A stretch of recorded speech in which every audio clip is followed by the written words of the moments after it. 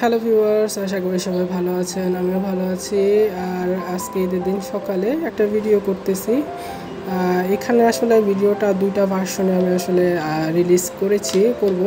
তো ইংলিশ ভার্সনে তো আমি রেগুলার ভিডিও বানাচ্ছি, তো আমার মনে হচ্ছে যে একটু বাংলাতেও ভার্সন করি, আর ঈদটা আমার পূর্ণ হবে না।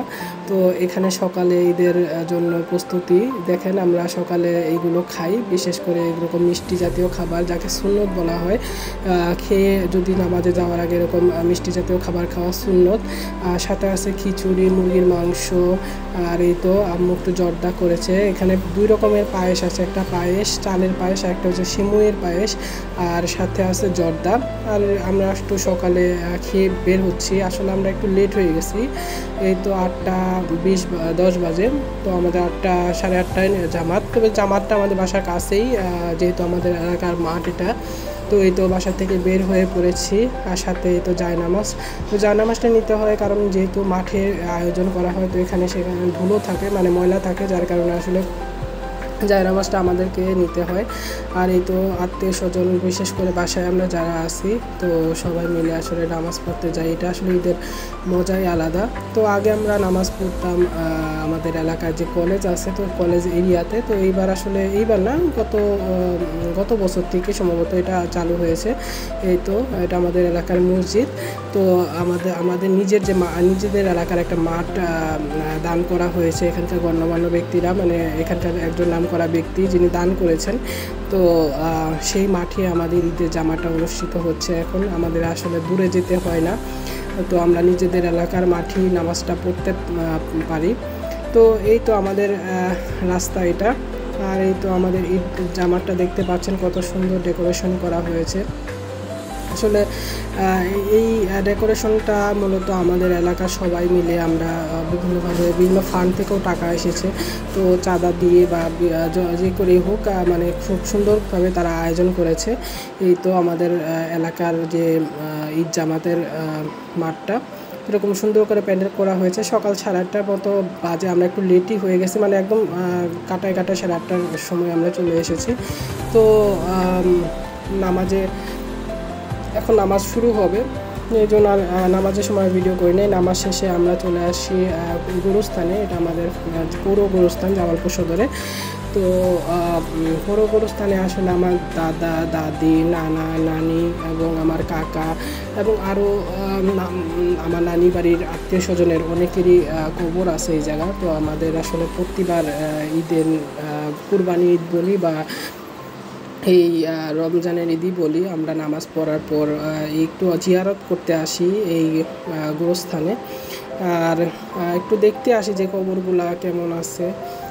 তো একটু আসলে ভালোই লাগে যে এখানে আসলে আমাদের আত্মীয় স্বজনরা যে কবর দেওয়া হয়েছে। তো এখানে আমি কিছু নতুন টাকা ছিল, আমি একটু সংগ্রহ করে রেখেছি। আমার কাছে যেহেতু ইনকাম নাই, তো একটু সেভিং করে আমি আসলে পোলাপানদেরকে কিছু দিব, সামান্য কিছু টাকা।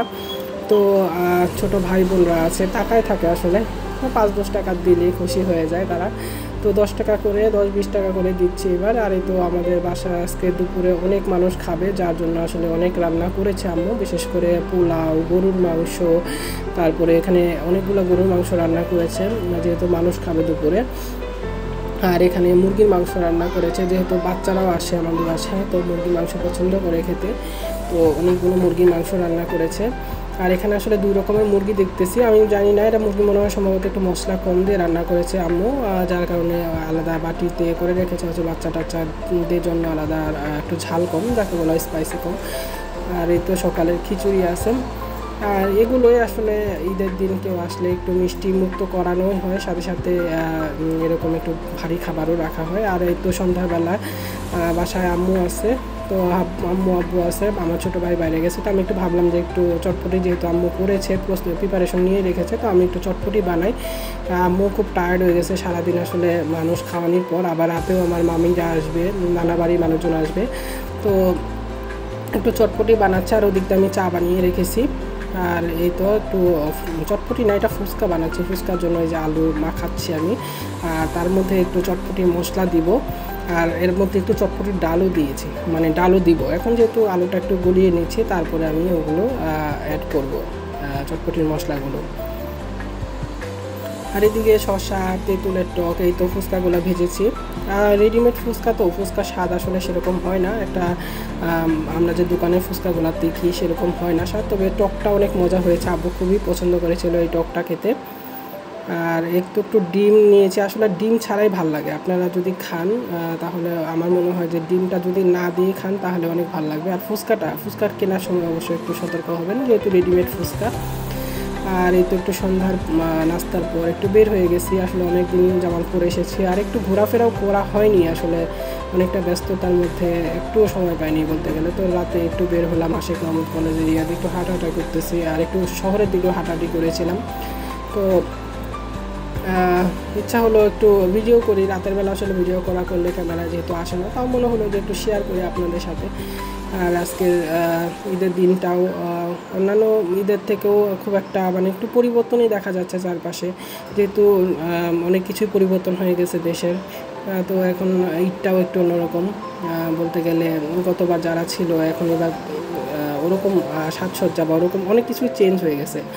আর এই তো আমাদের রাতের এরিয়া আশিক মাহমুদ কলেজের এই পুকুর পাড়টা আসলে অনেক সুন্দর করে লাইটিং করা হয়েছে, একটা বিনোদনের জায়গায় বলতে পারেন, আর হাঁটাহাঁটির জন্য একটা সুন্দর স্পেস। তো বাসায় চলে এসেছি, আর খুবই টায়ার্ড লাগতেছে যেহেতু হাঁটাহাঁটি করছি, আর রাতে মামারা আসবে আর আমার দাওয়াতও আছে আমার কাকির বাসায়। তো ভিডিওটা এখানেই শেষ করছি, যদি ভালো লাগে অবশ্যই লাইক কমেন্ট ও শেয়ার করবেন, আর অবশ্যই আমার চ্যানেলটিকে সাবস্ক্রাইব করবেন। সকলকে অসংখ্য ধন্যবাদ।